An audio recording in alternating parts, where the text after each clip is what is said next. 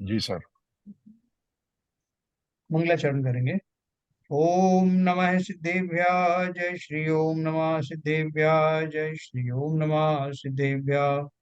मंगलम भगवान वीरो मंगलम गौतमो गणि मंगलम कुंद कुंदाद्यो जयंदर्मोस्तु मंगलम। सर्वमंगल मांगल्यम सर्व कल्याण कारकम प्रधानम सर्वधर्माणां जैनं जयतो शासनम। जैनं जयतो शासनम जैनं जयतो शासनम। नमः समय साराय स्वानुभूत्या चकासते चित् स्वभावाय भावाय सर्वभावांतरच्छिदे। आचार्य कुंद कुंद द्वारा रचित समय सार का बंधाधिकार हम लोग पढ़ रहे हैं, जिसमें हमने पीछे बहुत सारी गाथाओं में एक ही बात पढ़ी कि जीव के जो भाव हैं, उन भावों से ही वो अपने कर्मों का बंध करता है। और कोई एक व्यक्ति, कोई जीव दूसरे जीव को ना तो सुखी दुखी कर सकता है, ना ही उसको मार सकता है, ना उसको जिला सकता है। जीव सभी अपने अपने कर्म के उदय के अनुसार ही इन फलों को भोगते हैं। और क्योंकि कर्मों से ही सब सुखी दुखी होते हैं, कर्म कोई किसी को दे नहीं सकता अपने, इसलिए किसी ने मुझे दुखी किया सुखी किया या मुझे मारा या जलाया, ये दूसरे के बस का नहीं है। जीव स्वयं ही इन भावों का करता है। और स्वयं के ही किए हुए कार्यों का, कर्मों का जब विपाक होता है, उदय होता है, तो वो घटनाएं देखने में आती हैं। और आज उसी से आगे अपन चलेंगे कि और किस किस तरह के जो है जीवों के भाव होते हैं और क्रियाएं कैसे संपन्न होती हैं।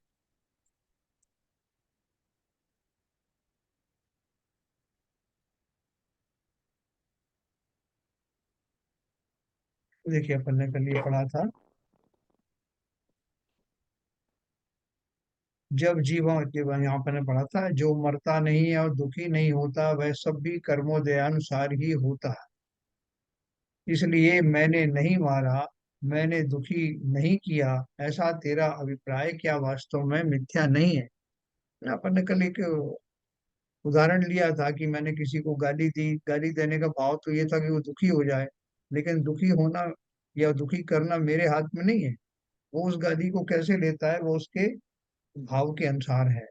उसी तरह से मैंने तो कोई अच्छे के लिए कोई कार्य किया, मैं बड़ा खुश हो रहा था कि मैंने इनके लिए अच्छा किया, लेकिन वो उसके लिए दुखी पना साबित हुआ, तो वो दुखी हो गया। है ना। जैसे मैंने आपको कहानी सुनाई थी कि महाभारत में वो भीष्म पितामह वो राजकुमारियों को वहां से लेके आ गए थे और अपने हस्तिनापुर के जो राजा से उनको ब्याहने के लिए लेके आए थे। उनको नहीं मालूम था कि वो राजकुमारियां किसी और को चाहती हैं, वो तो सोच रहे थे इनको सुखी बना देंगे।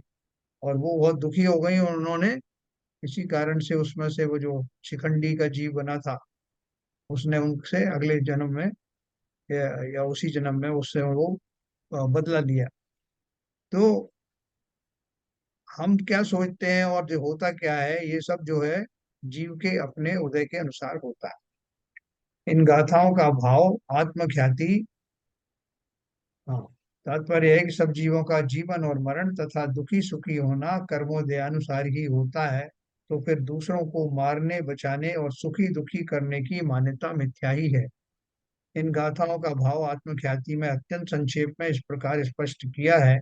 जो मरता है या जीता है, दुखी होता है या सुखी होता है, वह वस्तुतः अपने कर्मोदय से ही होता है, क्योंकि अपने कर्मोदय के अभाव में उसका वैसा होना, मरना जीना दुखी या सुखी होना अशक्य है, यानी असंभव है। इस कारण मैंने इसे मारा, इसे जिलाया या बचाया, इसे दुखी किया, इसे सुखी किया, ऐसा मानने वाला मिथ्या दृष्टि है।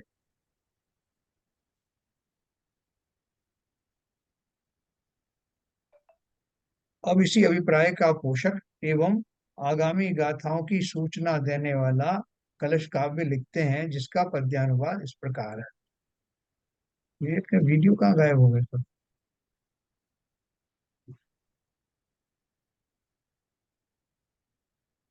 सबको सुनाई पड़ रहा है? हाँ। मतलब, हाँ। हाँ, सुनाई दे रहा है। आपका वीडियो भी दिख रहा है। अच्छा, दिख रहा है, मुझे तो नहीं दिख रही वो पट्टी। सब नॉर्मल है, सब नॉर्मल चल रहा है। ओके। अब इसी अभिप्राय का पोषक, देखो अपन ने कल जहाँ छोड़ा था मैं वहां से लेके आता हूँ। इसी अभिप्राय का पोषक एवं आगामी गाथाओं की सूचना देने वाला कलश काव्य लिखते हैं, जिसका पद्यानुवाद इस प्रकार है। विविध कर्म बंधन करें जो मिथ्याध्यवसाय, मिथ्या मति निषिदिन करें वे मिथ्याध्यवसाय। मिथ्या दृष्टि के जो ये अज्ञान रूप अध्यवसाय दिखाई देता है, वह अध्यवसाय ही विपरीत भाव रूप होने से उस मिथ्या दृष्टि के बंध का कारण। इस कलश में पर पदार्थों में एकत्व, ममत्व, कर्तृत्व एवं भोक्तृत्व भावों को अध्यवसाय कहा है ना, और उन्हें ही बंध का कारण बताया गया है। अध्यवसाय शब्द का प्रयोग मुख्य रूप से तीन अर्थों में होता। कौन कौन से तीन अर्थ हैं? पहला, स्वपर की एकत्व बुद्धि पूर्वक होने वाले मिथ्या अभिप्राय के अर्थ में, है ना, पहला वाला ध्यान से समझना। अध्यवसाय का पहला अर्थ क्या है? स्वपर की एकत्व बुद्धि पूर्वक होने वाले मिथ्या अभिप्राय के अर्थ में, यानी पर भी मैं हूं और मैं भी पर हूं, दोनों को, ये आत्मा ही शरीर है, शरीर ही आत्मा है, पर पदार्थ जो है मेरे द्वारा संचालित होते हैं, मैं पर पदार्थों से भी संचालित होता हूँ, ऐसी जो मान्यता है उसको बोलते हैं स्वपर की एकत्व बुद्धि पूर्वक होने वाले मिथ्या अभिप्राय। दूसरा नंबर पर है सामान्य परिणाम के अर्थ में, यानी कोई कार्य कर रहा है उसको भी अध्यवसाय कहते हैं। और निर्मल परिणाम के अर्थ में, जैसे कोई मोक्ष के मार्ग को प्रशस्त कर रहा है तो वो भी उसका अध्यवसाय है, पुनीत अध्यवसाय है। अतः इसका अर्थ प्रकरण के अनुसार ही किया जाना चाहिए, अन्यथा सही भाव ख्याल में नहीं आएगा। ध्यान रखने की बात यह है कि यहाँ इस प्रकरण में अध्यवसाय शब्द का अर्थ मिथ्या अभिप्राय के अर्थ में ही है ना, जो पहला वाला नंबर का है ना। यहाँ पे अध्यवसाय का अर्थ क्या है? मिथ्या, मिथ्या अभिप्राय, मतलब जो मैं कार्य कर रहा हूँ, जो अपन ने यहाँ पढ़ा ना, विविध कर्म बंधन करे जो मिथ्या व्यवसाय, मिथ्या मति निष्दिन करें वे मिथ्या व्यवसाय। निष्दिन ही करता है ना, और इसी से कर्म का बंधन होता है। जो विगत कलश में कही गई है उसी बात को आगामी गाथाओं में विस्तार से स्पष्ट करते हैं। हाँ, कौन सी गाथाएं? 259। ऐसा दुजा मदी दे दुखित सुई करे मी सत्तेति, ऐसा दे मूल मदी सुहासुअम बंद दे कम्मम। दुखित सुई दे सत्ते करेमि जम एवं मज्जति मज्जव ससदम ते, तम पाव बंधगम व पुण्यस्य बंधगम बोधि। मारिमि जीवा बेमि यसत्ते जम एवं अज्जव सिदम ते, तम पाव बंधगम व पुण्यस्य बंधगम बोधि। संस्कृत में है, एषा तु या मतिस्ते दुखित सुखितान करोमि सत्वानिति, एषा ते मूढ़मतिः शुभाशुभम बदनाति कर्म। दुखित सुखितान सत्वान करोमि यदेव मध्यवसितं ते, तत्पापबन्धकं वा पुण्यस्य वा बन्धकं भवति। मारयामि जीवयामि वा सत्वान् यदेव मध्यवसितं ते, तत्पापबन्धकं वा पुण्यस्य वा बन्धकं भवति। देखो इसका हिंदी में अर्थ है, मैं सुखी करता दुखी करता हूँ जगत में अन्य को, यह मान्यता ही मूढ़ मति शुभ अशुभ का बंधन करे। मैं सुखी करता दुखी करता यही अध्यवसान सब, पुण्य एवं पाप के बंधक कहे हैं सूत्र में। मैं मारता मैं बचाता यही अध्यवसान सब, पाप एवं पुण्य के बंधक कहे हैं सूत्र में। मैं जीवों को सुखी दुखी करता हूँ, यह जो तेरी बुद्धि है यही मूल बुद्धि शुभ अशुभ कर्म को बांधती है। मैं जीवों को सुखी दुखी करता हूँ, ऐसा जो तेरा अध्यवसान है वही पुण्य पाप का बंधक है। मैं जीवों को मारता हूँ और जिलाता हूँ, ऐसा जो तेरा अध्यवसान है वही पाप पुण्य का बंधक है। उक्त गाथाओं का भाव आत्मख्याति में इस प्रकार स्पष्ट किया गया है। आत्मख्याति हम वही टीका है जो हम पढ़ रहे हैं जो कुंद आचार्य अमरचंद्र ने लिखी है। मिथ्या दृष्टि जीव के मैं परजीवों को मारता हूँ, नहीं मारता हूँ, दुखी करता हूँ, सुखी करता हूँ आदि रूप जो अज्ञानमय अध्यवसाय है ना, अध्यवसाय का मतलब एफर्ट्स हैं या टेंडेंसी है, वे अध्यवसाय ही रागादि रूप होने से मिथ्या दृष्टि जीव को शुभ अशुभ बंध के कारण है ना। क्योंकि वो जब ये भाव करता है कि मैं जीवों को मारता हूँ तो उनसे द्वेष द्वेष परिणाम आते हैं। नहीं मारता हूँ, दुखी करता हूँ, ये सब जो प्रभाव है ना कर्तृत्व के जो भाव से आते हैं, जो वास्तव में करता ही नहीं है। एक द्रव्य दूसरे द्रव्य का कुछ करता नहीं है, लेकिन मिथ्या दृष्टि जीव उन सब में अपना कर्तापना खोज करके और अपनी भ्रांति के द्वारा कभी आर्द्र ध्यान का बंद करता है, तभी रौद्र ध्यान का बंद करता है, राग करता है, द्वेष करता है, मैंने इसको बचा लिया, मैंने उसको मार दिया। तो ये सारी जो भाव है इनके द्वारा होने वाले विपरीत परिणाम के कारण जीवों के कर्म का बंध होता है। और कैसे कर्म का बंध होता है? शुभ और अशुभ दोनों प्रकार के अपन आगे क्लियर करेंगे कि शुभ और अशुभ दोनों कैसे होते हैं। अब अध्यवसाय बंध भाव बंध के हेतु हैं, यह सुनिश्चित करते हैं। मिथ्या दृष्टि जीव के अज्ञान से उत्पन्न होने वाले रागादि भाव रूप अध्यवसाय ही बंध के कारण, अज्ञान के कारण उत्पन्न हुए ना ये भाव रागादि भाव, ये मैं किसी का कर सकता हूँ, भला बुरा कर सकता हूँ, यह बात भली भांति निश्चित करना चाहिए। इसमें पुण्य पाप का भेद नहीं खोजना चाहिए। देखो उन्होंने एक बात कह दी कि मेरी मिथ्या दृष्टि पने के कारण से मेरे शुभ अशुभ भाव होते हैं, किसी को बचाने के भाव, किसी को मारने के भाव। तो इसमें कैटेगरी मत करना कि अच्छा साहब ये बता दो कि इसमें से शुभ कौन से होते हैं और अशुभ के भाव कैसे होते हैं, क्योंकि दोनों ही मिथ्या भाव हैं। मेरे मिथ्या दृष्टि पने के कारण, मेरी मिथ्या कर्तृत्व बुद्धि के कारण से इस तरह के भाव आते हैं, किसी को बचाने के, किसी के जलाने के, किसी के मारने के। तो दोनों उसको उसमें ये भेद करने की जरूरत नहीं कि वो शुभ हो, शुभ कब हुए साहब और अशुभ कब हुए। कुल मिलाकर के वो नॉर्मल भाव नहीं है।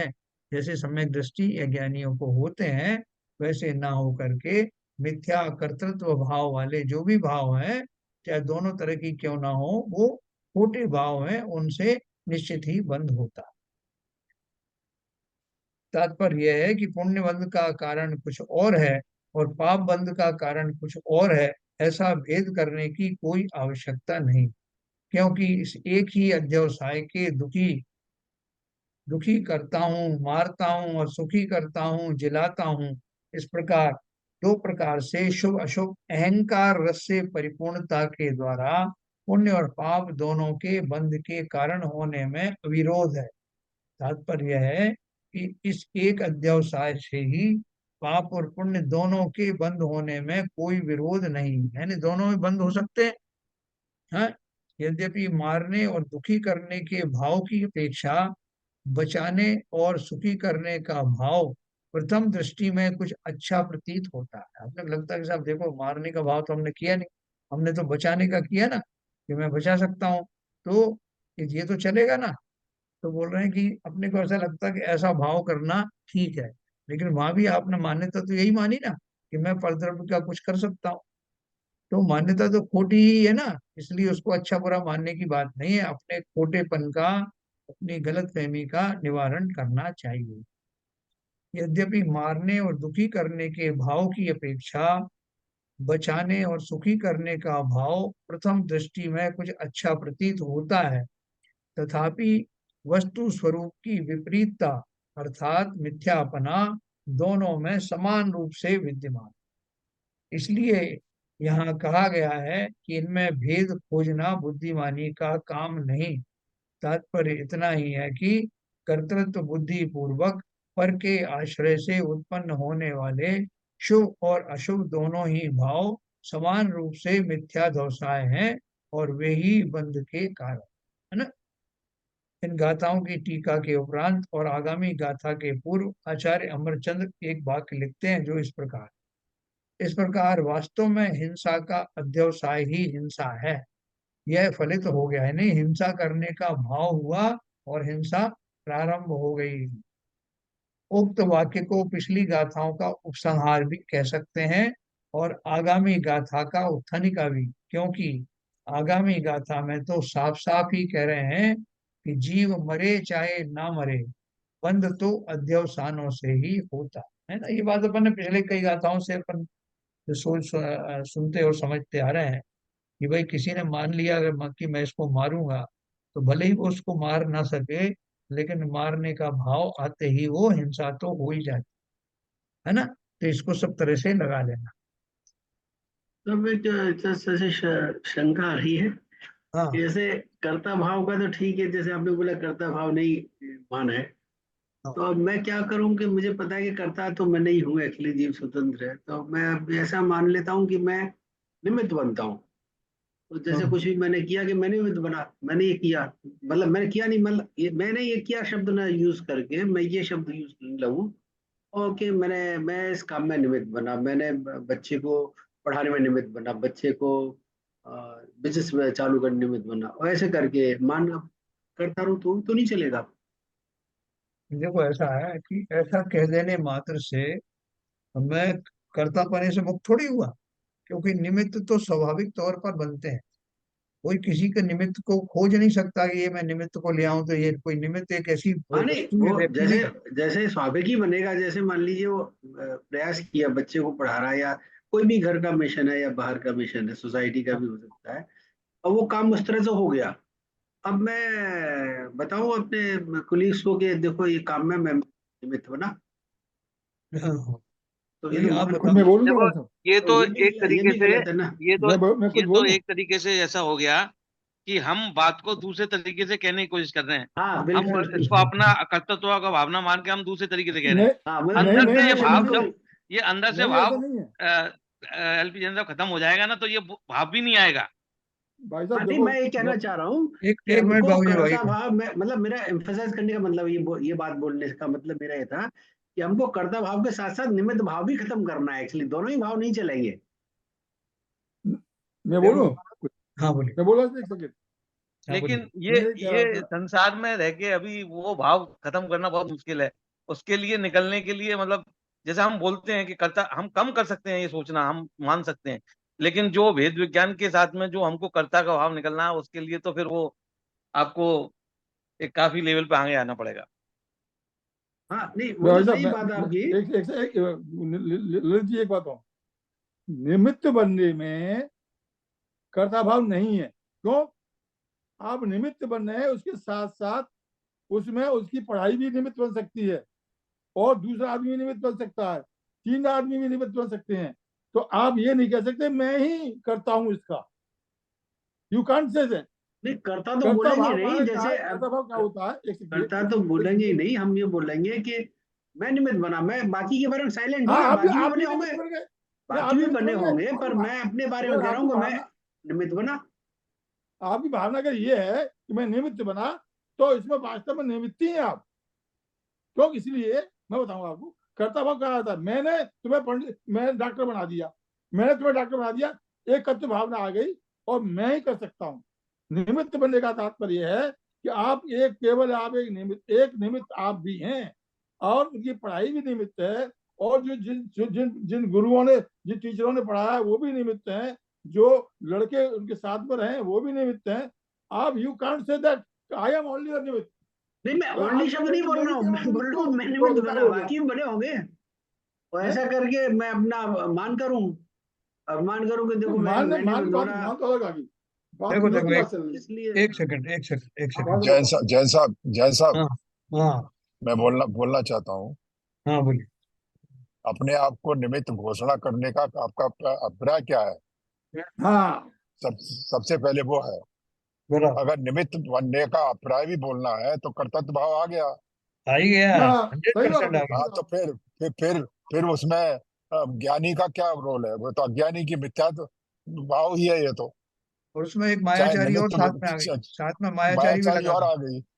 मायाचारी अगर आ भाव गई ऐसे है तो कि आप अपना सीधा सीधा कर्तव्य भाव बोलने के बजाय उसको उल्टा करके कह रहे हो कि मैं निमित्त बना। दूसरा, बाबूजी ने कहा, वो बात भी सही है कि निमित्त कई होते हैं, एक निमित्त नहीं होता। उसकी खुद की पढ़ाई है, उसके गुरु ने क्या शिक्षा दी, उसके किसी फ्रेंड ने कोई टिप बताई, उसकी अपनी मेहनत है, और उसका उसका काल, क्षेत्र, द्रव्य, उसका बबिता, ये सब बिल्कुल रोल सही प्ले है, बिल्कुल करते हैं। सही है, बिल्कुल सही है। तो देखो निमित्त को निमित्त को क्वालिफाई करना ये कर्तव्य भाव से कम नहीं है, ये मेरा विचार है। That's all. 100% बात सही है आपकी। और निमित्त बिल्कुल की सही। परिभाषा क्या है, निमित्त किसे कहते हैं, बताओ भाई। हाँ, ये निमित्त तो तो वो है जो कि, और जैसे कोई कार्य हो रहा है, कोई घटना हो रही है, हाँ, उसको होने में वो एक कंपोनेंट है, सहायक हो रहा है एक्चुअली, बाकी चार चीजें और हैं, निमित्त भी वहां मौजूद है और वो घटना हो रही है उस तरह से। निमित्त के बारे में आपने एक बार को ये बताया था भाई साहब। हाँ। आप, आपने एक बार ये बताया था कि घटना होने के बाद में निमित्त देखे जाते हैं। नहीं, नामकरण बाद में आपने हो रहा है, पर एक सेकंड, अरे सर बाबूजी, नामकरण उसका बाद में आप कर रहे हैं, पर जब घटना हो रही है तो वो निमित्त एक वाला जो सेकंड सुनिए चीज है सही। वो वहां आपका मौजूद लड़का है। डॉक्टर आपका लड़का डॉक्टर बन गया। अब आप कह रहे हो कि मैं इस डॉक्टर बनने में मैं निमित्त हूँ, टीचर निमित्त है। अगर लड़का डॉक्टर नहीं बनता तो हाँ, तो कोई निमित्त बनता है क्या उसमें? नहीं, वो सही है, जब घटना होने तो के यही बाद ही वाली आप बात उसको है। डिक्लेयर कर रहे हैं। केवल शाश्वत निमित्त जो है देव साथ गुरु हैं, ये शाश्वत निमित्त हैं। इनके बिना हम मोक्ष मार्ग पर नहीं चल सकते। बाकी सब जो है नहीं नहीं, घटना के बाद के निमित्त होते हैं। भाई साहब बताइए आप। नहीं बाबूजी, बाबूजी डॉक्टर नहीं बना, हाँ, वो भी तो एक निमित्त है। हाँ, वो तो न बनने में है भाई। वो न बनने में भी तो निमित्त है। हाँ, न बनने में निमित्त बन गया। हाँ, तो देखो वो घटना नहीं। नहीं, डॉक्टर जरूरी बनने न में बनने नहीं। निमित्त बना हो, वैसे भी वो निमित्त जो है क्वालिफाई नहीं कर रहा था, मतलब फिट नहीं था उसके लिए। अब वो न बनने के कारण तो निमित्त नहीं हो सकता, जरूरी निमित्त हो। निमित्त निमित्त जो देखो, है, निमित्त तो निमित्त जो है किसे कहते हाँ। हैं, एक मिनट, निमित्त किसे कहते तो हैं। जो मैंने डिफाइन किया था उसमें कुछ और जोड़े, मतलब वही, क्या मैंने समझ सही थी निमित्त का जो मैंने बोला? मैंने ये बोला था कि हाँ, निमित्त वो चीज है जो कि कोई घटना हो रही है तो उसके समय वो मौजूद है, बाकी तीन चार चीज जो आपने बताई, समवाय बताए थे, हाँ, वो हाँ, चार समवाय भी मौजूद हैं, और एक हाँ। ये चीज और मौजूद है जो कि यस उस घटना यस में के यस, होने सही में है, सही सहायक है, है, सही है। वो निमित्त निमित्त है। उसे कहते, एक मिनट, निमित्त उसे कहते हैं जो उस क्रिया में कोई उसका जो है वो डायरेक्ट कर्तापना होता नहीं है, वो मौजूद अवश्य होता है, लेकिन हाँ, कार्य की संपन्न होने में जिसके ऊपर उस कार्य का कर्ता करने में सहायक होने का आरोप जिसके ऊपर आए उसे निमित्त कहते हाँ, हैं, है ना। और अपन अगर पहले से ही सोच के बैठे हैं कि मैं निमित्त बनूंगा, तो मतलब मैं कर्ता ही बनना चाहता हूँ, निमित्त जरूर शब्द मैं हाँ, वही इस्तेमाल बात कर है। रहा हूँ, लेकिन और उसमें मेरा छल भी है, क्योंकि साहब सब लोग कहते हैं कि एक तरफ दूसरे तरफ का कर्ता होता नहीं है, इसलिए मैं निमित्त कह दूं अपने आप, तो लोग मुझसे नहीं कहेंगे तुम कर्ता बन रहे हो, लेकिन वास्तव में तो कर्ता ही बनना चाहता हूँ। और मेरी चतुराई अलग चल रही है तो उसके मायाचारी का भी साथ में दोष लगता है। और दूसरी बात यह है कि जैसे बाबू जी ने कहा कि कोई भी जब घटना घटित हो जाती है, तब अपन उसका एनालिसिस करते हैं कि ये घटना में कौन कौन निमित्त थे। हाँ, अगर वो एक दूर खड़ा हुआ एक व्यक्ति है, वो उसमें निमित्त बना ही तब नहीं। कर्ता कर्ता में भी ऐसे ही होता है, जब काम हो जाता है तभी कर्ता बोलता है मैंने किया। तो अगर काम फेल हो गया, तब कर्ता चुप हो जाए, शांत हो जाता है, फिर बैकग्राउंड में चला जाएगा, फिर थोड़ा अरे कहेगा भैया, मैंने फेल सुनो किया। सुनो सुनो, कर्ता भी बाद कर्ता, में ही बताता है, वो खुद कर्ता, बताएगा। आपकी डेफिनेशन ही गलत है कर्ता की। कर्ता परद्रव्य होता ही नहीं, नहीं, कर्ता तो सिर्फ मैंने वही कहा डेफिनेशन दी, मैंने डेफिनेशन दी नहीं। मैं अरे ये आप केवल बोल रहे हो बोल ना। रहा था, मैं केवल ये बोल रहा था कि जैसे आप निमित्त बोल रहे हैं कि बाद में पता चलता है, तो कर्ता कर्ता तो खैर आप ऑब्सोल्यूट टर्म में तो जीव ही करता है, तो वो खुद स्वयं ही करता है, तो इसलिए वो तो कोई इसमें डिफाइन करने की बात नहीं है, हमेशा वही कर्ता रहेगा तो, कर्ता। कर्ता जीव की बात नहीं कर रहे हैं अपन, अपन पूरा क्या बोलना चाहिए, जो भी संपूर्णता द्रव्य है, में, संपूर्णता में माने कर्ता किसे कहते हैं, वही द्रव्य जो परिणमित होता है वही कर्ता होता है, उसके अतिरिक्त कुछ होता ही नहीं। अपन ने कर्ता कर्म अधिकार में बहुत विस्तार से पढ़ा। हाँ, तो जो मैं द्रव्य, क्या बोल रहा हूँ सर, इसमें जो कर्ता वाले जो चीज अगर हो जाए तभी हम उसको कर्ता हो, जैसे मैं घड़ा बना रहा हूँ, और घड़ा नहीं बना तो मिट्टी को मैं करता घड़े का नहीं बोलूंगा ना, जब तक घड़ा बन नहीं जाएगा उसके बाद ये मिट्टी करता है। जब घड़ा मैं बना रहा हूँ, सब समवाय मौजूद हैं और घड़ा नहीं बना, तो मिट्टी देखो करता है कि घड़े का? घड़ा है ही नहीं उसका, जगह पे, तो अरे घड़ा बन भैया, गया तब वो करता है। नहीं नहीं, वो तो घटना हुई, लेकिन उपादान शक्ति उसकी मिट्टी में घड़ा बनाने की है या नहीं? हाँ, शक्ति में है, लेकिन उस समय मान लो बस। अगर नहीं बन रहा है तो हम बोलेंगे भाई ये शक्ति नहीं है इसमें। मान लीजिए नहीं, घड़ा अरे बनाना बनाए, सब समवाय मौजूद है और घड़ा हाँ नहीं बना, तो हम हाँ, क्या कहेंगे? कि मिट्टी में उपादान उपादान शक्ति, शक्ति नहीं थी, करता होने की शक्ति नहीं थी, नहीं वो करता। हाँ ऐसी मिट्टी भी होती है जिससे घड़ा नहीं बनता, तो तो उसमें मैं नहीं है क्या बोल रहा उपादान हूँ सर शक्ति। कि कर्ता भी हम बाद में ही बोल पाते हैं जब चीज हो जाती है। हमारे बोलने नहीं बोलने की बात नहीं है, जो उसकी उपादान शक्ति है केवल ज्ञान गम्य तो है ना वो। हम बोल पाते नहीं बोल पाते बात अलग है, लेकिन उसकी शक्ति उसमें है कि नहीं है? रेत से तो जो वो घड़ा बनेगा नहीं। अब आप बोलोगे रेत से बनाने का प्रयास करेगा, जब नहीं बनेगा तब कहेंगे इसमें उपादान शक्ति, वो हमारा तो ज्ञान इतना ही है। लेकिन जो अवधि ज्ञानी है, मने पर्याय ज्ञानी है, या केवल ज्ञान को तो पता है ना कि इसकी उपादान शक्ति है कि नहीं। इसलिए तो वो रामचंद्र जी के सामने उन्होंने वही किया था ना, जब वो लक्ष्मण जी की लाश को लेकर के कंधे पे 6 महीने तक घूमते रहे, तो वो देव जो उनके मित्र थे, उनको इस बात की चिंता हो गई कि ये कब मोक्ष जाएंगे, इनको तो मोक्ष जाना है इसी भाव से। तो उन्होंने वो सामने आकर के वो खड़ा कर दिया ना, एक वो तेल निकालने की मशीन लगाई और उसमें रेत डाल रहे थे बार बार। हाँ, तो रामचंद्र जी ने कहा कैसे मूर्ख हो तुम, रेत में से कहीं तेल निकलता है? तो उन्होंने कहा कि क्या हम कैसे मूर्ख हैं, आप बताओ, जब कोई मरा हुआ 6 महीने पहले मरा हुआ आदमी को जिंदा माना जा सकता है, तो रेत में से तेल क्यों नहीं निकल सकता? तो इस घटना से उनके ज्ञान चक्षु खोले। लेकिन उपादान शक्ति तो सब जानते हैं ना, जो ज्ञानी है, जो नहीं जानते वो नहीं जानते। तो इसलिए वो जो उपादान शक्ति है, भले ही हमारे ज्ञान में ना आए, लेकिन उस द्रव्य की जो योग्यताएं हैं वो उसको मालूम होती है, बाकी लोगों को मालूम भी है, और उसी पूर्वक कार्य होता है। कर्ता हमेशा, एक मुख्य बात ये ध्यान रखो कि कर्ता हमेशा वही होता है जो उस रूप परिणमित होने की योग्यता रखता है। वो जब उपादान शक्ति होनी घटना चाहिए। घटना हो उपादान जाती है, शक्ति होनी चाहिए। घटना हो जाती तब होते हैं कि उसके द्वारा ये किया गया। वो घटना नहीं होती तब भी अपन ये मानते हैं कि उसके अंदर में योग्यता तो है, जैसे अपन व्यंतर नहीं देवों के सर, बारे में बोलते हैं। नहीं हाँ सर, एक चीज और है। हाँ जो ललित जी ने एग्जाम्पल दिया घड़ा बनने वाला, हाँ। मिट्टी में तो उपादान शक्ति है, मगर घड़ा बनाने वाले को अगर बनाना नहीं आता है तो घड़ा नहीं बनेगा, तो उसमें क्वालिफाई नहीं कर सकते कि मिट्टी में उपादान शक्ति नहीं है। वही तो बोल रहा है, उपादान शक्ति जो है वो तो उसकी है ना। वो दूसरे जो निमित्त नहीं मिले हैं, तो अब वो मिट्टी पड़ी हुई है, उसमें योग्यता तो है ना। तो अपन ने योग्यता की बात कर रहे हैं, और कर्ता अपन बोल रहे हैं, कर्ता वही होता है जो स्वयं परिणमित होता है। एक छोटी सी डेफिनेशन याद रखो, जिसमें स्वयं उस रूप परिणमित होने की योग्यता है, वही उसका कर्ता बन सकता है, और वही बनेगा जब वो कार्य हो जाएगा। लेकिन निमित्त जो है कैसा है, निमित्त कुछ भी हो सकता है, जीवित भी हो सकता है, अजीवित भी हो सकता है। और उस घटना में किस तरह से उसका जुड़ाव हुआ है, वो पहले से कोई निश्चित नहीं होता कि वो निमित्त बनता है। वो अब आप कह सकते हो केवल ज्ञान में तो सब दिखाई देता है कि कौन निमित्त बनेगा कौन नहीं बनेगा, लेकिन मैं निमित्त बनूंगा ऐसा कहकर चला जाऊं, और मैं जरूर बनूंगा ही, तो वो मैं करता भाव तो ही है। कर्ता भाव आ गया। तो कर्ता भाव आ गया उसमें। हाँ। भाई तो तो ये एनीवे, पांचों समाज, भाई तो पांचों समाज मिलेंगे तभी तो घटना घटेगी। हाँ, ये भी तो बात है। तो एनीवे, उनको थोड़ा सा वो क्लैरिटी लाना था। वो बोल रहे हैं कि निमित्त और उपात जो बात है, बहुत सारे लोग ये सोचते भी हैं, और सही भी उन्होंने कहा, बहुत सारे लोग ये सोचते हैं, जैसे उभयाभाषी की बात आई थी ना उसमें, तो बोलते हैं नहीं साहब, हम व्यवहार वाले भी नहीं रहेंगे, हम निश्चय भी वाले भी नहीं रहेंगे, हम दोनों की बात मानेंगे, तो उनको उभयाभाषी कहा। उसी प्रकार से जो जीव ये सोच रहे हैं कि कर्ता बनने से मामला गड़बड़ हो जाता है, उसमें कर्म बंद होंगे, तो अपन कहो तो निमित्त, कि मैं तो भैया निमित्त हूँ। अभी और आप भाव देखो, इनमें भाव करता के रखो। बहुत सारे लोग जो है विनम्र भाव से भी कहते हैं, जैसे आपने कहा साहब, अरे आपने अपने बेटे को, आपने मेरे बेटे के लिए क्या क्या नहीं किया, आपने उसको जो है कलेक्टर बनवा दिया। तो बहुत सारे लोग जो है वो विनय भाव से कहते हैं, अरे साहब मैंने क्या किया, मैं तो उसमें निमित्त भर था। बाकी जैसे मोदी जी भी कहते हैं, लेकिन उसके कहने में अगर अंदर से उनको अहंकार है कि भैया कहना तो ऐसा पड़ रहा है, लेकिन बनाया तो मैं नहीं है।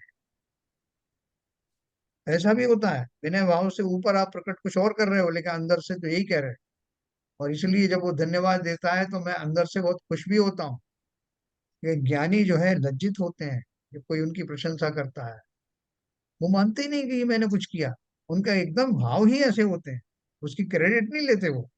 लेकिन क्रेडिट नहीं लेने वाले ऐसे भी होते हैं जो ऊपर ऊपर से क्रेडिट नहीं लेते हैं लेकिन अंदर से उनके मनोभाव वही, वो वास्तव में करता ही है। कर्ता पने का मतलब उन्होंने ओढ़ लिया भूमिका, और इसलिए उनका बंध अवश्य होता है। ठीक है ललित जी, जी चलिए आगे चलेंगे। हम्म, निमित्त उपादान की अपन ने चिट्ठी पढ़ी थी ना उसमें, मोक्ष मार्ग प्रकाशक में, बहुत लंबी चिट्ठी थी वो। अभी अपन फिर से उसको अपन पढ़ेंगे। तो देखो,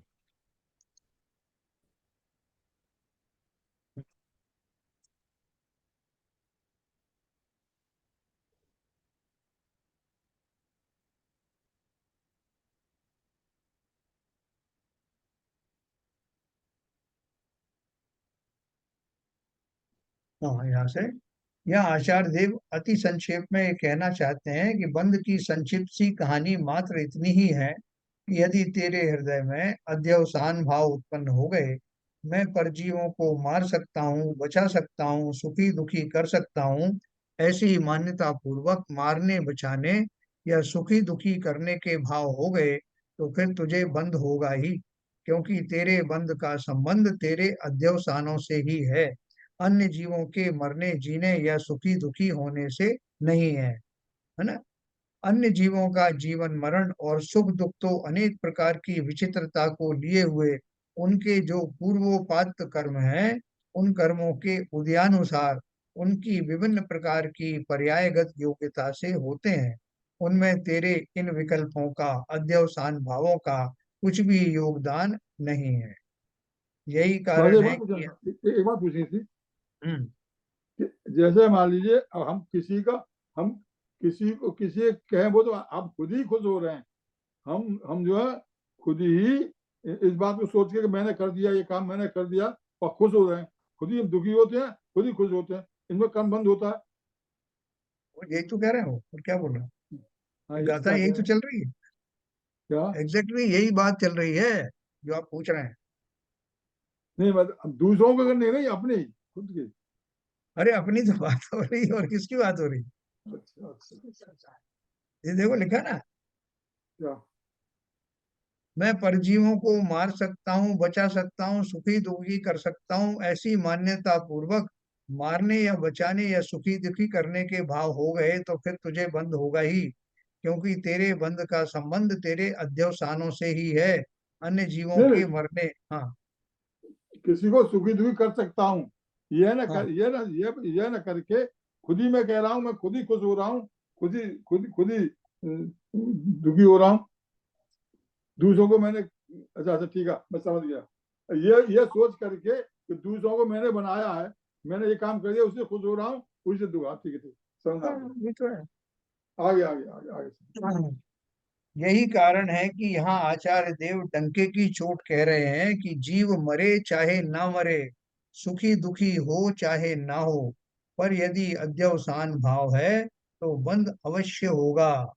बंध की प्रक्रिया का संक्षिप्त सार यही है। एक व्यक्ति खड़ा हुआ है चौराहे पे, और उसने सोच लिया है कि मैं आज बहुत गुस्से में हूँ, मेरे परिवार में ने आज मुझे बहुत ज्यादा त्रासदी दी है, और मैं आज ऐसा करूंगा, जो भी इस गली में से निकलेगा मैं सबको मार डालूंगा। अमेरिका में होता है ना, गोली चला देते हैं, भून दिया उन्होंने इतने सारे स्कूल के बच्चों को, ये सब बिना बात के, कहीं का आक्रोश कहीं निकालना। और वो व्यक्ति खड़ा हुआ है चौराहे पे, उसने बंद सोच लिया आज जो भी निकलेगा मैं छोड़ूंगा नहीं किसी को भी, और एक भी नहीं निकला, तो उसको बंद हुआ कि नहीं? हुआ। और कितना बंद हुआ, कितने जीवों को मारने का हुआ? जब लिमिट ही नहीं है तो पता नहीं कितने अनंत जीवों का हाँ, मारने का हो गया। अनंत यस, जीवों का मारने का हो गया। यस। और दूसरे ने भाव किया कि आज तो मुझे मुनिराज का चौका जरूर लगाना है, पड़गाना है, चाहे कुछ भी हो जाए मैं जाऊंगा ही नहीं जब तक कि मेरा पड़गाना ना हो जाए। और मालूम पड़ा कि उस दिन मुनिराज आई ही नहीं, वहां हाँ, से निकले ही नहीं।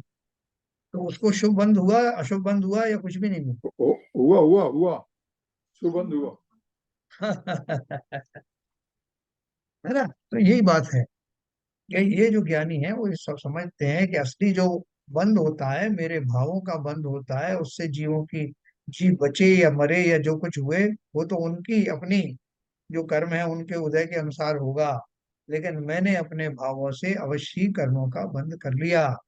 बोले शुभ भी बांधे या अशुभ भी बांधे, कि इस भाव से अगर बांधे हैं कि मैं किसी को जिला सकता हूँ, मैं किसी को ये कर सकता हूँ, तो दोनों ही अपराध हैं।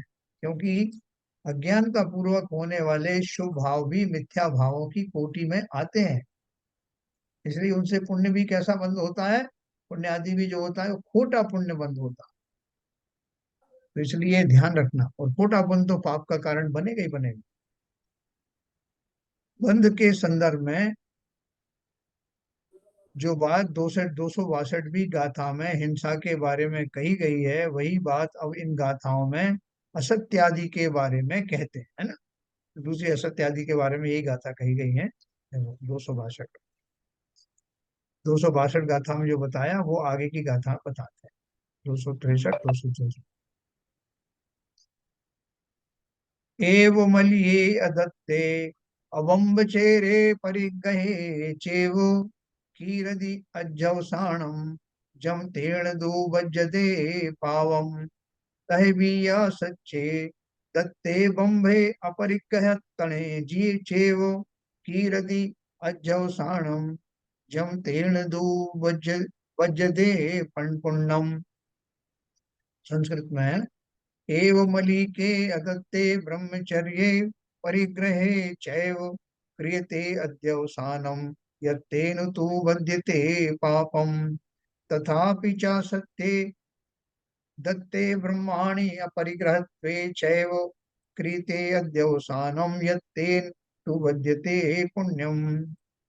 इस ही तरह चोरी असत्य कुशील एवं ग्रंथ में जो हुए फिर 264 रह गया अध्यवस बेटा, हैं। 264 में रह गया। कौन तथापि सा रहे? सत्य, तथापि सत्य दत्ते ब्रह्मांड। ये पढ़ लिया ना अपन ने, ये 263 266 प्राकृत का पढ़ा, संस्कृत का पढ़ा, और हिंदी का पढ़ रहे हैं। ये अच्छा, ये रह गया था क्या? ये गद्य में लिखा है, फिर ये गद्य में संस्कृत का दिया है। हाँ। अच्छा अच्छा। गाथाओं का पद्यानुवाद इस प्रकार है। इस हम्म। ही तरह चोरी असत्य कुशील एवं ग्रंथ में जो हुए अध्यवसान हो वे पाप का बंधन करें। इस ही तरह चौर्य सत्य सुशील और ग्रंथ में जो हुए अत्यवसान हो वे पुण्य का बंधन करें। जिस प्रकार हिंसा अहिंसा के संदर्भ में कहा गया है, उसी प्रकार असत्य, चोरी, अब्रह्मचर्य और परिग्रह के संदर्भ में जो अध्यवसान किए जाते हैं उनसे पाप का बंध होता है, और सत्य, अचौर्य, ब्रह्मचर्य और अपरिग्रह के संदर्भ में जो अध्यवसान किए जाते हैं उनसे पुण्य का बंध होता है। क्या बात कर रहे हैं? जिस प्रकार हिंसा अहिंसा का हुआ ना, मारना जिलाना, उसी प्रकार असत्य, चोरी, अब्रह्मचर्य और परिग्रह के संदर्भ में जो अध्यवसान किए जाते हैं उनसे पाप का बंध होता है। मैं झूठ क्यों बोलता हूँ? क्योंकि मैं उसमें उससे कुछ अचीव करना चाहता हूँ, है ना। इसलिए मैं असत्य का सहारा लेता हूँ या चोरी करता हूँ या कुशील का पालन करता हूँ या परिग्रह करता हूँ। तो ये सब जो भाव हैं, तो कैसे भाव हैं? वो भी मेरे जो स्वाभाविक भाव हैं उनसे विपरीत होने के कारण उनसे पाप का बंध होता है। यानी भाव जब भी करेगा जीव, कोई भी करे, ज्ञानी या अज्ञानी करे, अगर वो स्वभाव से विपरीत हैं तो उनसे बंध अवश्य होगा। ये बात अलग है कि ज्ञानी वो स्वभाव से बहुत ज्यादा दूर जाता नहीं, और अज्ञानी तो स्वभाव से विपरीत ही चलता है, उनसे पाप का बंध होता है। और सत्य, चौर्य, ब्रह्मचर्य और अपरिग्रह के संदर्भ में जो अध्यवसान किए जाते हैं उनसे पुण्य का बंध हो। अभी आप और हम जो हैं, जिस भूमिका में हैं, उसमें हम ये सब कर सकते हैं कि नहीं? सत्य बोल सकते हैं, अचौर्य, ब्रह्मचर्य और अपरिग्रह का पालन कर सकते हैं कि नहीं, बताओ। अज्ञानी नहीं कर सकता। नहीं, हम लोग कर सकते हैं कि नहीं? हम लोग तो ईश्वर अध्यावसान तो कर सकते हैं, लेकिन लेकिन वो पूरी तरीके से नहीं कर पाते। पूरी तरह से नहीं कर पाते, लेकिन जितनी तरह से भी आप कर पाते हैं उसकी वजह से ही जो है पुण्य का बंध होता है। ये कहाँ चला गया?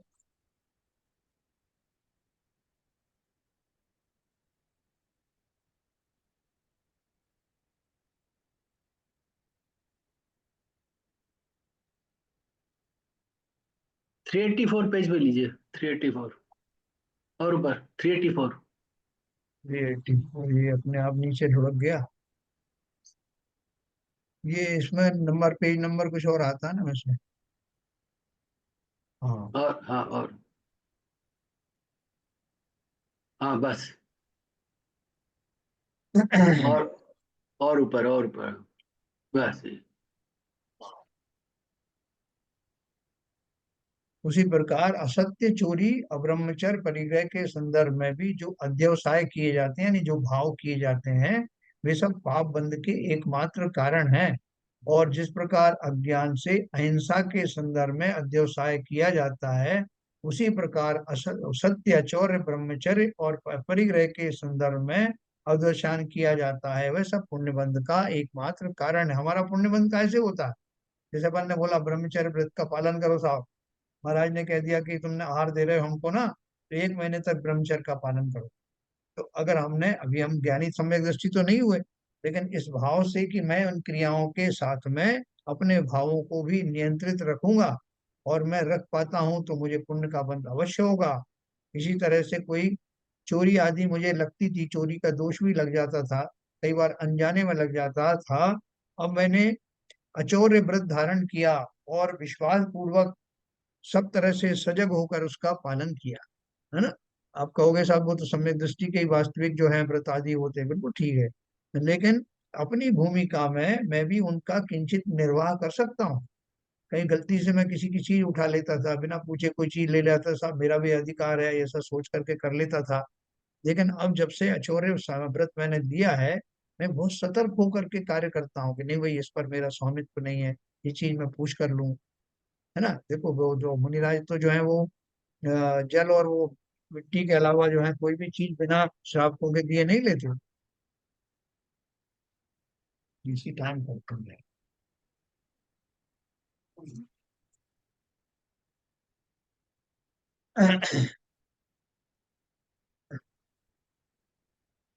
ये सभी इन गाथाओं में। तो इसी तरह से जो हम जो अपरिग्रह का बताते हैं, परिग्रह परिमाण व्रत हम लोग धारण करते हैं, 10 लक्षण पर में धारण करते हैं, तो उसमें हमारे भावों में जो पर वस्तुओं के प्रति होने वाली ललक है, उस पर जो है कंट्रोल लगता है।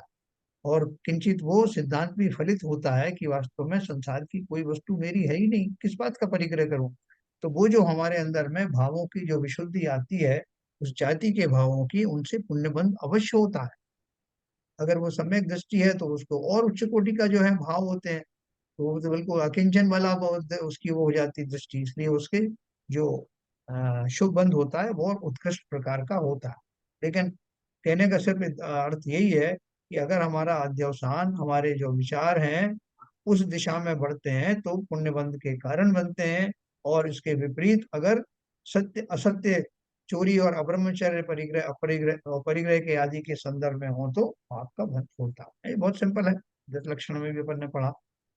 जो बातें 262वीं गाथा में मारने बचाने के संदर्भ में कही गई हैं, वे सभी यहाँ इन गाथाओं में सत्य बोलने, असत्य बोलने, चोरी करने, चोरी न करने, शील पालने, शील न पालने और परिग्रह रखने, परिग्रह न रखने के संदर्भ में समझ लेना चाहिए।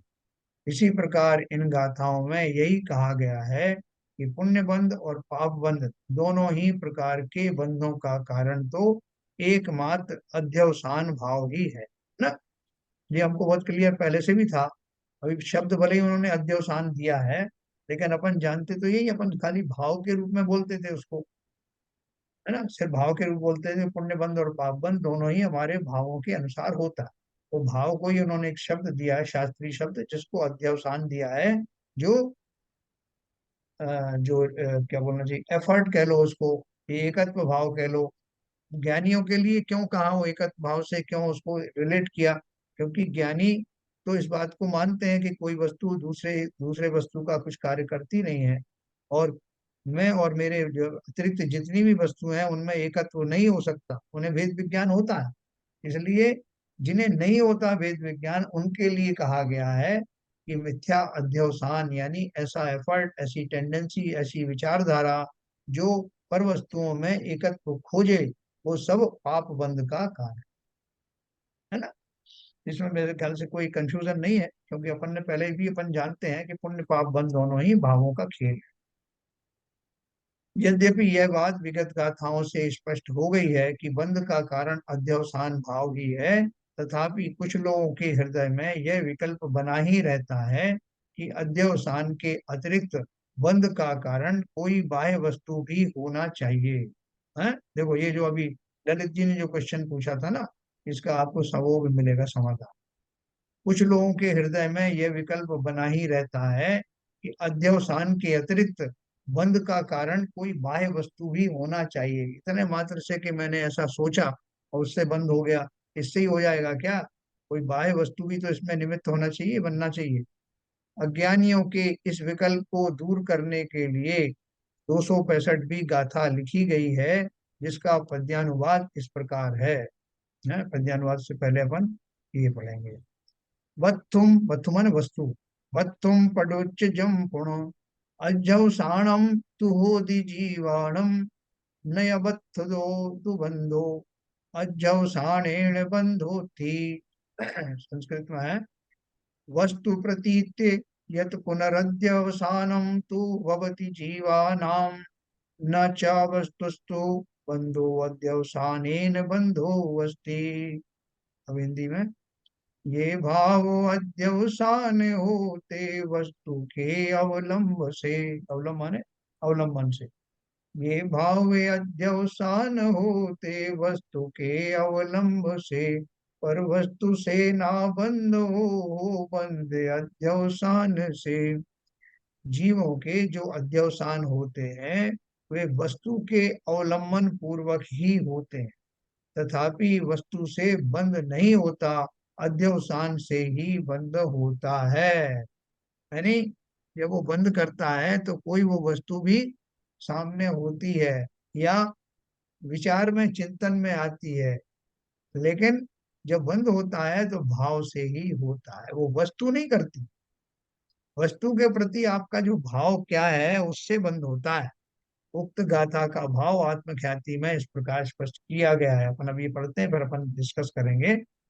अध्यवसान ही बंध का कारण है, बाह्य वस्तु नहीं, क्योंकि बंध के कारणभूत अध्यवसानों से ही बाह्य वस्तु की चलितार्थता है।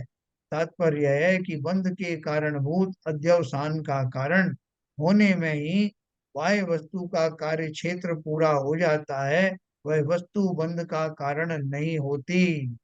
अब किसी ने प्रश्न कर दिया, यदि बाह्य वस्तु बंध का कारण नहीं है तो बाह्य वस्तु के त्याग का उपदेश किस लिए दिया जाता है? देखो बहुत बढ़िया प्रश्न है ना। अपन बोलते हैं ना कि साहब वो तो विचार के ऊपर है, अपने भाव के ऊपर है, लेकिन वो तो वस्तु थोड़ी ऊपर ही तो खराब उसका है। जवाब भी लिख दिया ना उन्होंने, ऊपर ही तो जवाब लिखा है हाँ कि बाह्य वस्तु अवलंब है अध्यवसान के लिए, हाँ हाँ हाँ हाँ हाँ, हाँ। ऊपर ही जवाब लिखा हुआ है। देखो अपन एक बात और कह सकते हैं कि साहब वो तो वो सामने से आया, उस व्यक्ति ने इस तरह की मुद्रा की, मुझे जो है चिढ़ाया उसने मुझे, इसलिए मेरे को गुस्सा आ गया, नहीं तो मैं थोड़ी उसका कुछ करना चाहता था, इसलिए मैंने उसको मार दिया। तो अब इसमें वो परवस्तु, जिनने प्रश्न पूछा वो कह रहे हैं कि परवस्तु होने की वजह से ही तो गुस्सा आया ना उसको। अगर वो ऐसा नहीं करता, इस तरह की एक्टिंग नहीं करता, इस तरह के शब्द नहीं बोलता, तो मुझे क्यों क्रोध आता? तो मुझे जो क्रोध बंध का कारण है वो वस्तु भी तो है, उसके ऊपर भी तो कुछ आप इल्जाम लगाइए। तो खाली पूरे मेरे भावों को पाप बंध का क्यों कारण मान रहे? इसका कोई जवाब बताएं। नहीं, वस्तु न देखिए होने पर भी तो वो क्रोध कर सकता है, वस्तु न होने पर भी क्रोध कर सकता है वो। अब चिंतन कर रहा है, किसी के बारे में सोच लिया, वो है नहीं कोई, न सामने कुछ है न कोई वस्तु नहीं है, तो सोच रहा है कि साले उसने साले ऐसा किया था और वो किया था और ये किया था, और चार पे लेटा लेटा जो हाथ पे फेंक रहा है। वस्तु अगर नहीं है या वस्तु अगर है, जैसे मैंने बताया कि वो गाली दे रहा था, सामने खड़ा हुआ था, तो इसलिए मेरे भाव खराब हुए। वो नहीं होता तो दोनों मेरे चीजें भाव खराब। दोनों हाँ दोनों ही है भाई साहब। वस्तु होगी, आलम्बन भी हो सकता है वस्तु का, वस्तु हाँ ना हो भी, केवल चिंतन में वस्तु आ जाए चिंतन हाँ में, तब भी हो हाँ। सकता है। तो अभी मान लो वो चिंतन वाले तो छोड़ दो, अब सामने सामने जो प्रत्यक्ष में सामने खड़ा है, हाँ। उसको ऊपर उसके ऊपर इल्जाम क्यों नहीं डाल रहे आप? मुझे ही क्यों उसका पाप बंद करा रहे हैं? ये कहना।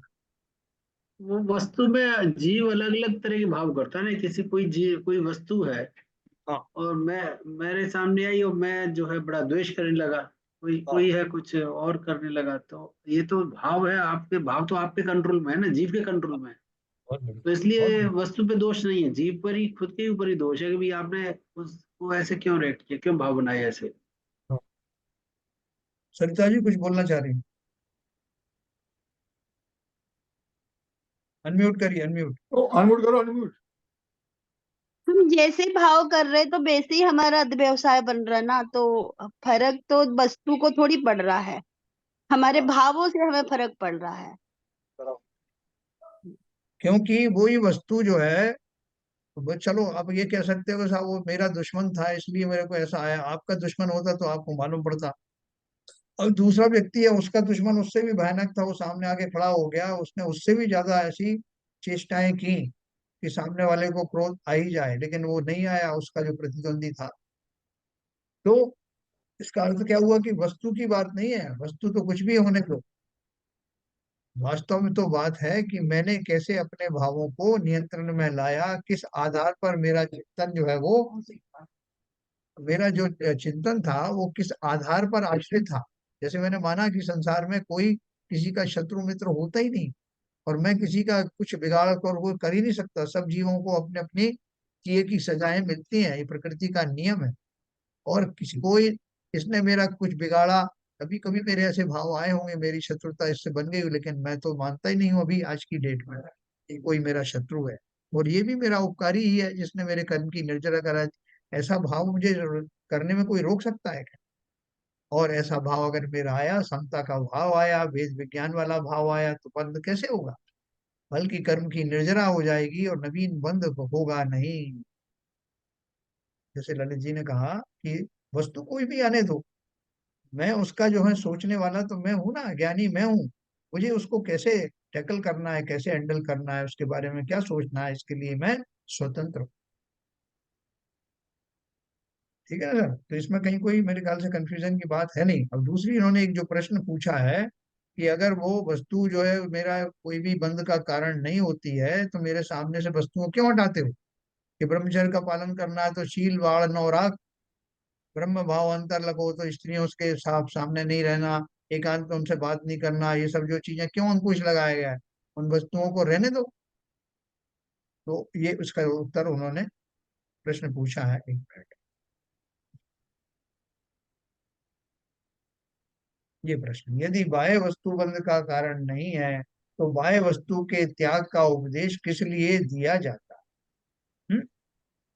उत्तर दिया है, अध्यवसान के निषेध के लिए बाह्य वस्तु का निषेध किया जाता है। बाह्य वस्तु अध्यवसान की आश्रयभूत है, क्योंकि बाह्य वस्तु के आश्रय के बिना अध्यवसान उत्पन्न नहीं होता, अपने स्वरूप को प्राप्त नहीं होता। यानी बाह्य वस्तु जो है वो देख करके आपके भाव बिगड़ सकते हैं, बदल सकते हैं, वो निमित्त बन सकती है। तो ऐसी वस्तुओं को रखो ही मत कि जो निमित्त बनने में कभी तो काम हो जाए उनका। इसलिए बोल रहे हैं कि अध्यवसान के निषेध के लिए ही बाह्य वस्तु का निषेध किया जाता है, कि उनकी प्रेजेंस में मैं इतना कमजोर हूँ, है ना, देखो हम अपने कमजोर है ना, इसलिए उन वस्तुओं का निषेध किया जाता है।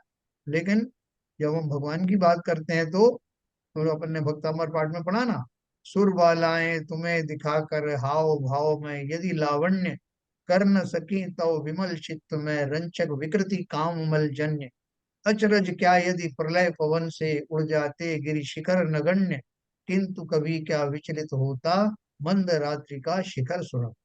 बोले छोटे मोटे पर्वत तो उड़ जाते हैं आंधी तूफान में, लेकिन जो सुमेरु पर्वत है वो तूफानों में उड़ता नहीं। तो अगर आपके भाव इतने सुदृढ़ हैं, अगर आप इतने सशक्त हैं, तो बाह्य वस्तुएं कुछ भी होने दो, लेकिन अगर हम अभी उतने ज्यादा परिपक्व नहीं है तो बाह्य वस्तुओं का निमित्त ना रहे इस बात की कोशिश की जाती। ठीक है ना। तो ये इसलिए, और ये जो अपन नियम संयम लेते हैं, वस्तुओं का परिग्रह का त्याग करते हैं, वो इसमें निमित्त बनते हैं, इसलिए वो किया जाता है। यदि बाह्य वस्तु के आश्रय बिना ही अध्यवसान उत्पन्न हो, तो जिस प्रकार वीरजन्य के पुत्र के सद्भाव में ही किसी को ऐसा अध्यवसाय उत्पन्न होता है, ये कल अपन पढ़ेंगे, ये समय हो गया, ये काफी लंबा चौड़ा है, इसमें अपन डिस्कशन भी होगा। और कुल मिलाकर के जो अपन दोनों चीज पढ़ेंगे कि मेरे भाव अगर ही शुद्ध हैं, तो फिर जो है पर वस्तुओं के ना रहने की हम क्यों कोशिश करते हैं कि परिग्रह कम हो, हमारे इस तरह के भाव ना आए, ऐसी वस्तुएं सामने ना हो कि ये मेरा विकल्प टूट जाए, मेरा संकल्प टूट जाए। ये इसकी अपन चर्चा कल करेंगे। सर एक बात पूछूं? हाँ बोलिए। जो अपन ने कोई चीज छोड़ दी जैसे सीताफल है या गाजर मूली, लेकिन बच्चों को लाके अपन खिला रहे हैं तो उसमें भी अपने को दोष लगेगा? आप सोचो, आप खुद बताओ इसका उत्तर, आप बताइए। अब घर में कोई नहीं है तो अपन जैसे अब बच्चों को लाके, मतलब अब ये ऐसी चीज है जो कि आलू प्याज तो नहीं लाती, लेकिन बाकी चीज जैसा सीताफल है, गाजर का हलवा वगैरह बना दो तो उसमें दोष लगेगा अपने को? हाँ, देखो दोस्त तो गुरुमाला जी जरूर लगता है, क्योंकि जो चीज मैंने छोड़ी हुई है और जिस भाव से छोड़ी हुई है, हालांकि कम लगेगा दोष। क्यों कम लगेगा बताता हूँ आपको। दोष इसलिए लगेगा कि जो वस्तु मैंने छोड़ी है उन वस्तुओं को मैं यत्न पूर्वक कर रहा हूँ, लेकिन कम इसलिए लगेगा कि मेरे स्वयं के भाव तो विरक्ति के ही हैं। उन वस्तुओं में जिस कारण से मैंने उनको छोड़ा था, वो मेरे भाव आज भी वैसे ही बने हुए हैं। किसी मजबूरी के वश जो है मुझे जो करना पड़ रहा है, और उसमें प्रयत्नशील रहना कि वो मजबूरियां खत्म हो जाएं, निरंतर नहीं वो प्रयत्नशील तो है, रहना। लेकिन कभी कभार ऐसा मौका हाँ, हो जाता है कि लाट के अपने को बच्चों को खिलाना पड़ता। नहीं देखो, अपन अपनी जो भी मजबूरियां हों, वो मजबूरियां अपने को मालूम है, इसलिए बहुत सारे लोग नियमों में छूट रखते हैं। लेकिन प्रकृति में उन सब चीजों का परिणाम मिलेगा कि नहीं मिलेगा, ये बताओ। यही तो पूछ रहे हैं। क्योंकि प्रकृति कोई ये तो व्यक्ति विशेष पूरा तो है छोड़े नहीं। हुए खेल, मेरा तो बिल्कुल नियम है। देखो ये कोई प्रकृति कोई व्यक्ति तो है नहीं जिसको अपन कहते हैं कि भैया मेरी ये मजबूरी है, वो वहां तो नियम है सीधा, कर्म सिद्धांत के अनुसार ही बंद होता है। उस समय मेरे कैसे भाव चल रहे थे, किस अपेक्षा से मैंने वो कार्य किए, कैसी मजबूरी थी या नहीं थी, वो लाते करते समय मेरे खुद का मन का भाव कैसा था, ये सब बातों के आधार पर बंद होता है।